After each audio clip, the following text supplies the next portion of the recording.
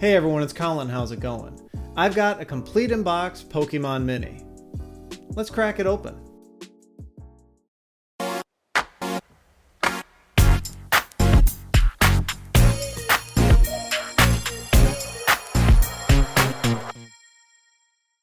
It's been a while since I've done kind of a top-down setup like this. Anyway, this is a Pokemon Mini. At this point, you've probably seen the episode previous to this one where I take one of these apart and install a backlight in it. If you haven't, please go check that one out. I'll include a card up there so you can do so.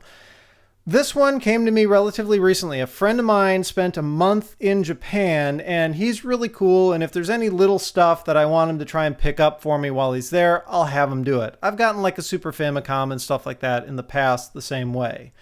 But when he was there, I asked him, can you try and find me a Pokemon Mini? Because these are actually not that common here in the US. They were sold for a short period of time, but unfortunately the platform just never really took off.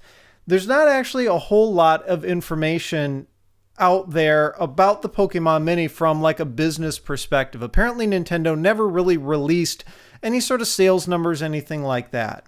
But the whole premise behind the console was it was a small handheld gaming device like a Game Boy. It included interchangeable cartridges, but they were all themed around Pokemon. There were maybe a dozen of them or so made available. There has actually been a surprisingly robust homebrew kind of community for this. Believe it or not, people have actually come up with flash carts and card readers and stuff like that for this series. And people have written homebrew games for them. But the purpose of today's video is to crack this guy open. Now, I don't believe this unit is brand new. Looking at some of like the corners of the box, that sort of thing, I can see a little bit of wear. Furthermore, this plastic wrap is definitely not original because it's simply taped on. It would have been, heat shrunk on there if it was brand new from the factory. This one was purchased at a store called Super Potato. I've never been there myself, but I know it's pretty legendary when it comes to retro gaming. It is like the best place you could ever go anywhere on planet Earth to find retro games. And it's a Japanese chain. They've got, I believe, a few stores. One wonders how they even end up with complete in-box units like this, considering this item is from 2001. I don't know. I guess whoever owned this previously just happened to be really good about keeping boxes and that sort of stuff. But anyway, here it is. The other thing I should note is that Pokemon Minis in the US can tend to go for a decent amount of money. There's a store near me here in Minneapolis that has a loose one of these consoles for sale for $50. And they've got a brand new in-box one going for $100.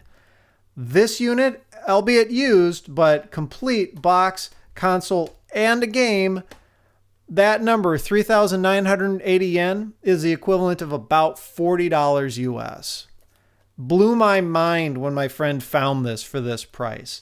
I was expecting to maybe get a loose console for that kind of money. Anyway, let's tear into it and see what you get. Of course, this is the Japanese version of the Pokemon Mini. As you can tell, because everything in it is written in Japanese. This thing did see a worldwide release, so it was also available over in Europe with, again, like about a dozen or so games, although not all of them were available everywhere. The majority of games were available in the Japanese market, but the US and European markets, my memory is a little foggy, but I'd like to say we only saw about 6 games total, between the two. There actually is an excellent site, PokemonMini.net, I believe it is. I'll include a link to that down in the description if you want to check it out. It's got a lot of good information about this console and how it works in the homebrew community, that sort of thing. And they include a list of all the games and what they were about. But as you can tell, this one is the Japanese release. Like I said, it includes both the console and the game. This is like that Pokemon Party type of title. Like you saw in the previous video where I put a backlight in one of these. I should also note the console was available in 3 colors. You could get it in this blue, which the colors all had like kind of names to them, which is escaping my memory right now. But it was available in blue, green, and purple. That previous one that I cracked open was a purple one. I don't know if there was, colors that were more common than others, or if they were all produced in equal numbers and sold equally well. I'm not sure, but I'm actually happy to have seen a blue one. Very well packed, I should say. This bag fits tightly around this box. You can tell, again, they're very serious when they sell used stuff. So yeah, a little bit of wear, just shelf wear across the top of the box here. It's in really good shape otherwise, but what clued me into this one being used is that I'm seeing a little bit of dirt on the D-pad, which we'll check out in just a moment. So, top of the box, and this whole thing slides out. Oh, yep, this is definitely complete in box, because there's your documentation. This is going to be for the console itself. The whole thing, yep, is in Japanese. This console is actually really interesting in that not only, does it play these cartridge games, and it's got A and B buttons. Let me pull the unit itself out and I'll show you. Excellent condition. Just a tiny little bit of wear, but yeah, it's certainly been well kept. These are really interesting. So, obviously familiar controls, D-pad, A and B buttons. There's this shoulder C button on the side, which is also useful. It's an 8-bit console. It only has a black and white display on it, which I think is fine because of how small the display is. These game cartridges are absolutely tiny as well. It's just a flash chip on there. They fit in there, and what's also interesting is that they lock in place. You have to slide that slider to get the cartridge out. Not sure why they needed to do that. It's just a single AAA battery that is held in with a thumb screw kind of thing. You stick a coin in there. As I understand, battery life was really quite good on these. They do have sound. It's just a single speaker on the back, kind of a square wave, boops and beeps types of deal. Nothing high quality enough to warrant a headphone jack, which is why they don't have one.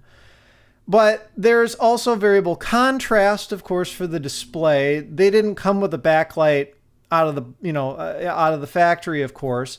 But you could change the volume on them. What's also really interesting is not only does it include, it's not really an accelerometer, but kind of a shock sensor. And some of the games took advantage of that, where you physically shake the unit to register like a hit. So that's an additional interesting feature.